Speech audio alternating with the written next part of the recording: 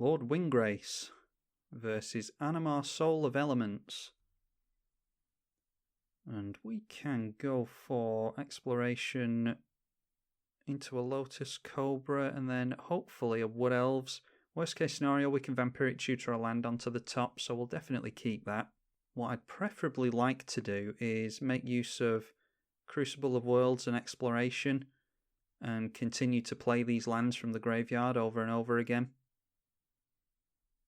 So let's go for a black and green land for exploration. Oh, and I've just checked the chat and seems we've got a fan of the channel.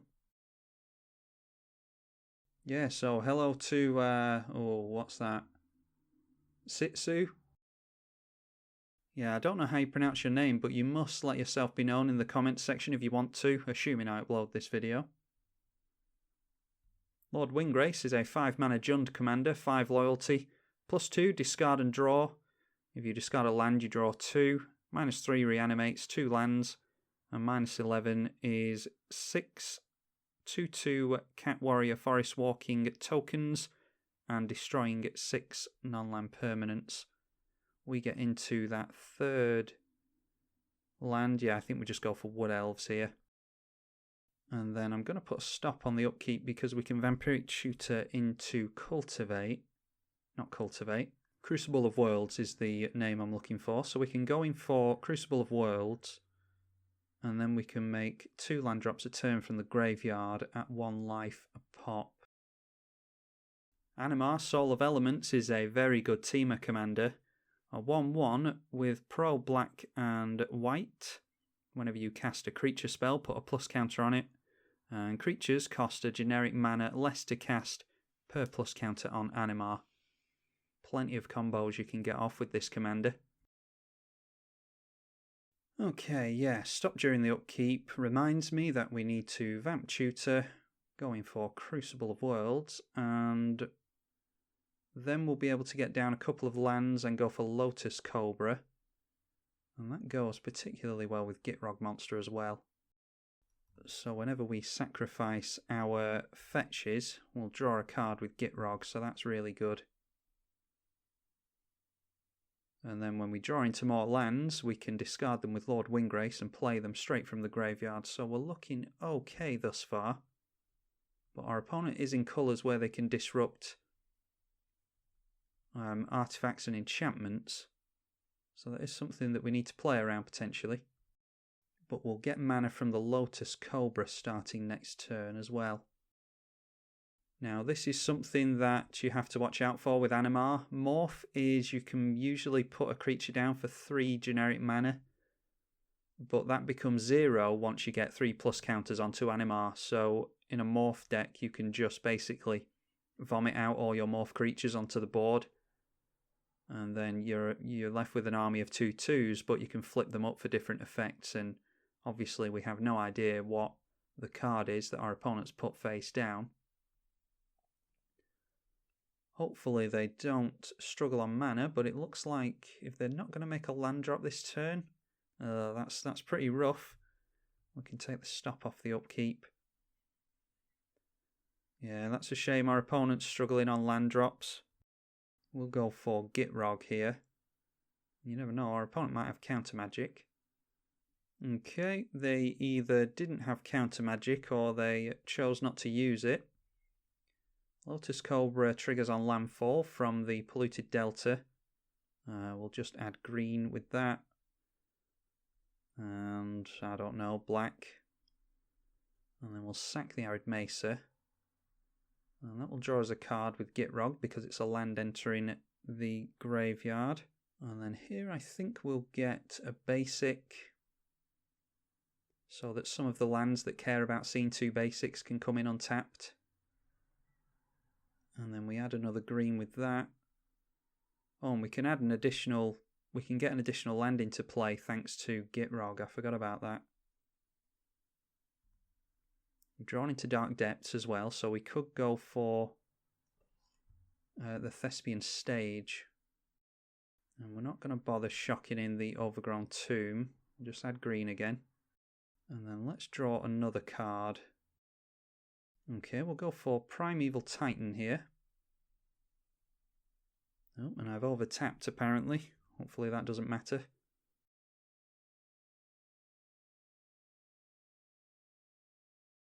I've just offered my opponent another game because this one is pretty unfair. Our opponent missed a land drop and we've just gotten to go off here. So we'll see what they decide to do.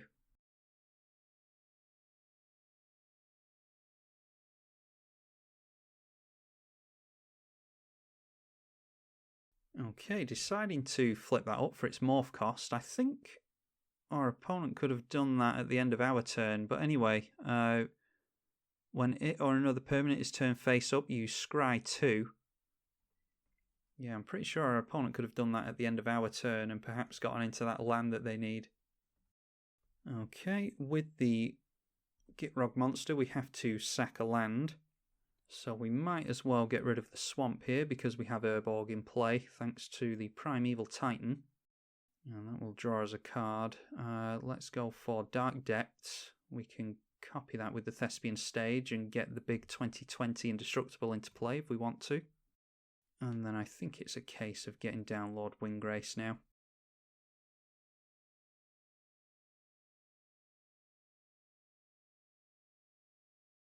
Okay, and then we just so happen to draw into Cabal Coffers. I was going to get that out with Primeval Titan. And then how about just a fetch? Yeah, we'll do that. Black mana. We'll just get rid of that to draw a card with Gitrog. Get down the Dryad Arbor to get Summoning Sickness off it as soon as we can. And then we'll get down the Sylvan Safekeeper and the Farseek. We won't swing in with those, just those two. And we'll grab ourselves the Gaia's Cradle and the Evolving Wilds.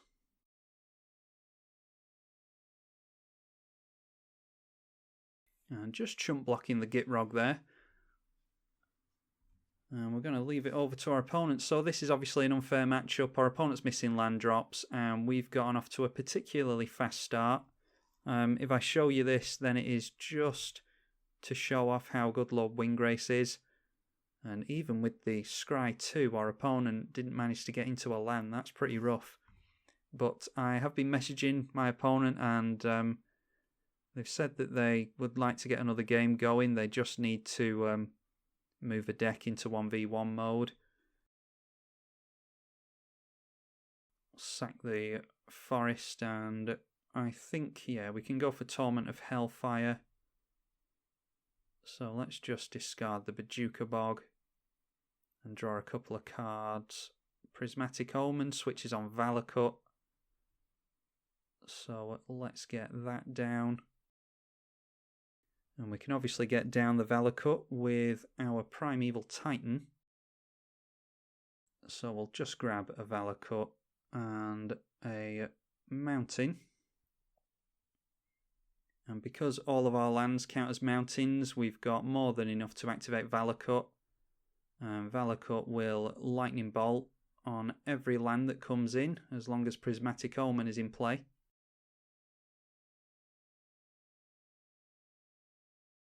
Alright, so here we are. We'll just use the fetches here because they're effectively landfall 2, or 2 landfall triggers every time they come in.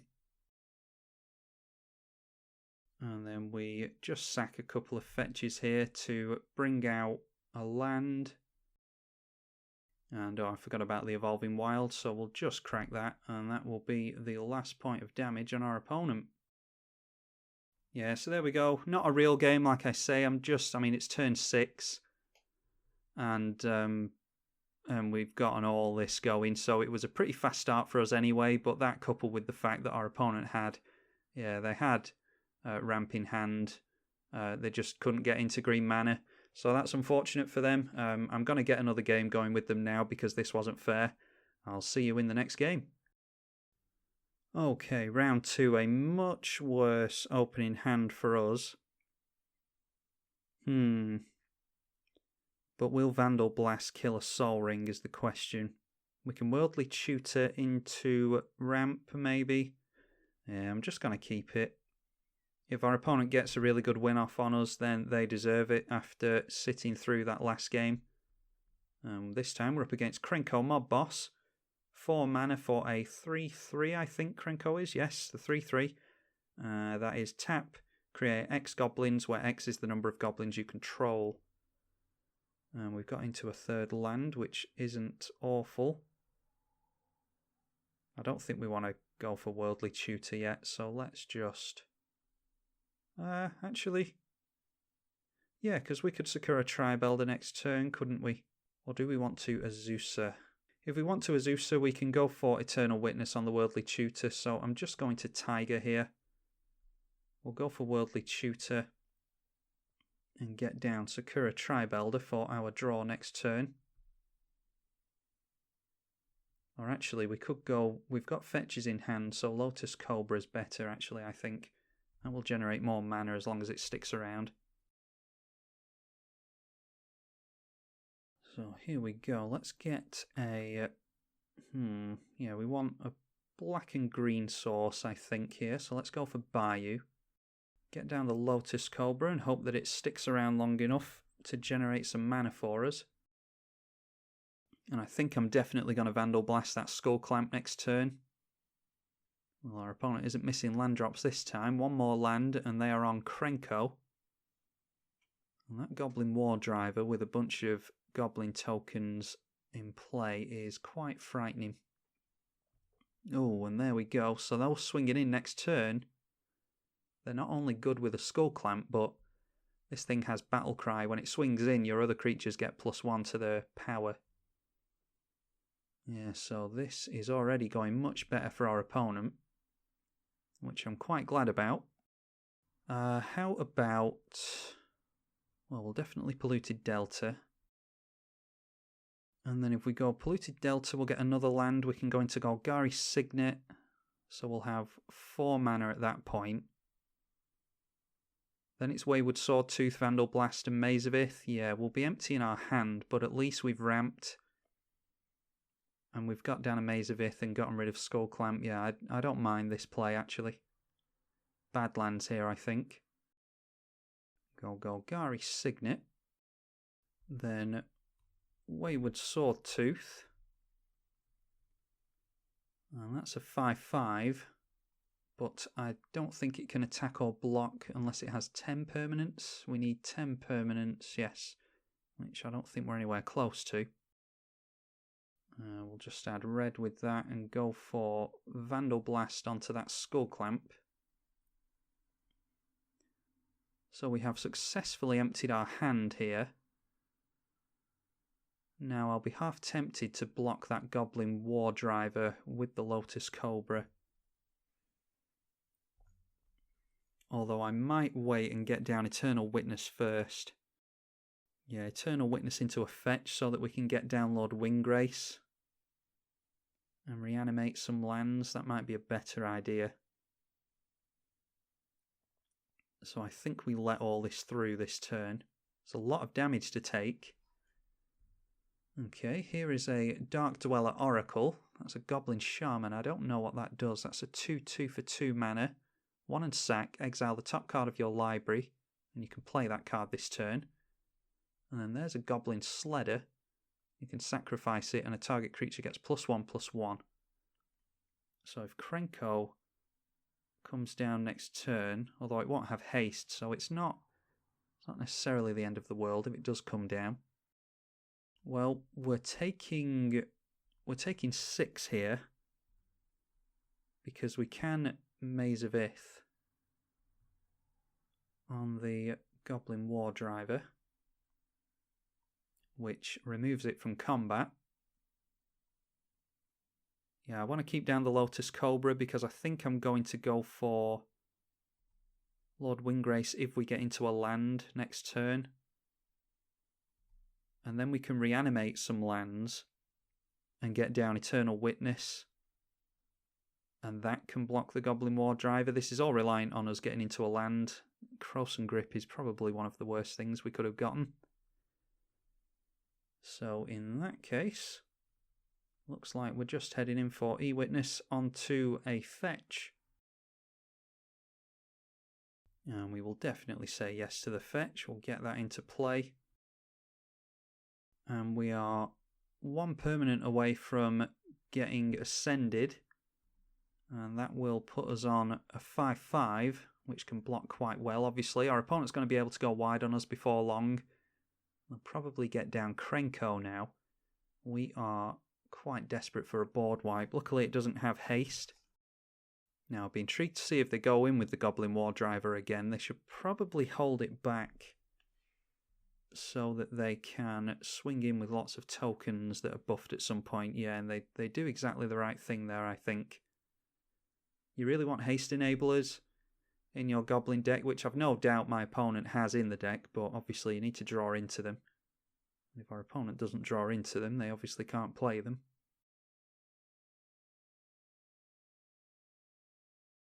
Alright, Reflecting Pool is at least something we can discard with Windgrace, so let's go for our commander here.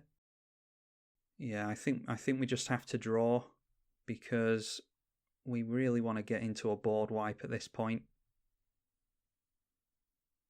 And we get a land drop anyway. Splendid Reclamation is pretty good. That's pretty much a ramp card at this point. Let's get down the command tower.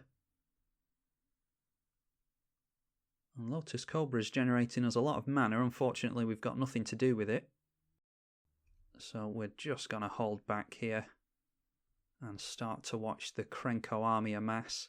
Now then, we can block with E-Witness and Wayward Swordtooth. We can remove a creature from combat with Maze of Ith. I imagine the Goblin War Driver is going to be held back for some kind of Hail Mary, so that our opponent can go wide and go straight to our face. 3 cards in hand and 4 mana is probably enough to do what they want to do.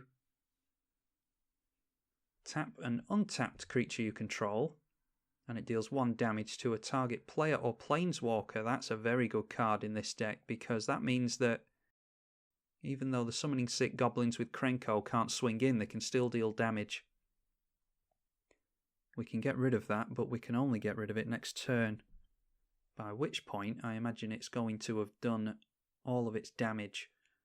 Because our opponent can get 4, 5, 6, 7. That's exactly enough to tap down the summoning sick goblins and kill Windgrace.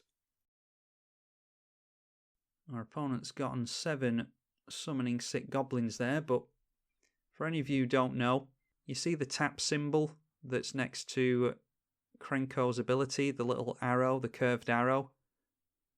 That can only be activated once summoning sickness has come off your creature, but if an ability doesn't have that tap symbol and instead it just says the word tap an untapped creature you control, then you can do it with creatures like these that have summoning sickness. So that's a subtle rule that newer players don't know about. And that's the reason that even summoning sick goblins can deal damage. And these are all going straight at our planeswalker. So it's bye-bye Lord Windgrace.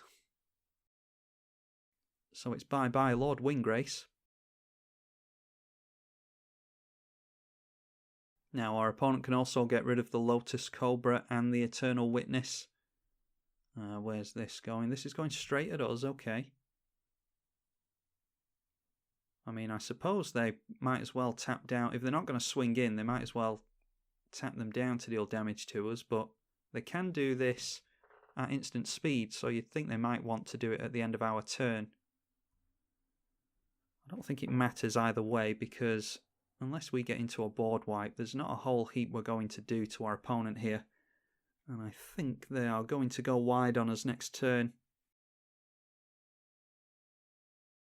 Yeah, if we'd ramped more and we had mana held up for Krosan Grip, then this turn definitely would have gone a lot differently, but there's nothing we could have done, I don't think. Well, Sol Ring does a fat wad of nothing. We can go 1, 2, 3, 4, 5. Yeah, we can get down Lord Windgrace. Go for reanimating some lands. Yeah, there's nothing we're doing here.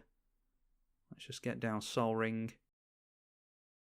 Oh, and I've just remembered this is a player or planeswalker, isn't it? So I misspoke before. Our opponent can't get rid of E-Witness or Lotus Cobra with that. That's me misremembering what the card does.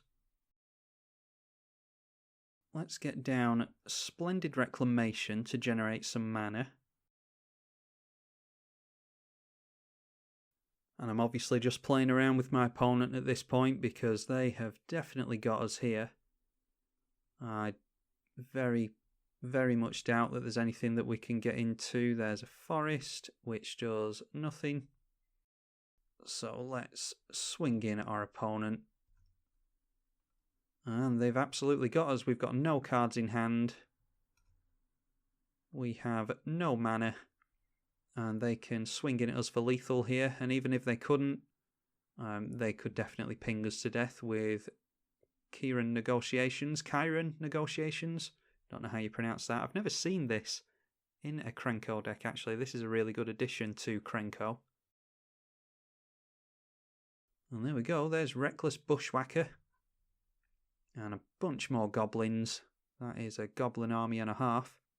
And the contrast between this game and last game, we had a bunch of stuff going by turn 6 during our last game, and the start of this one wasn't anywhere near as fast. So our opponent's definitely got this one. Let's see how much damage they can do to us.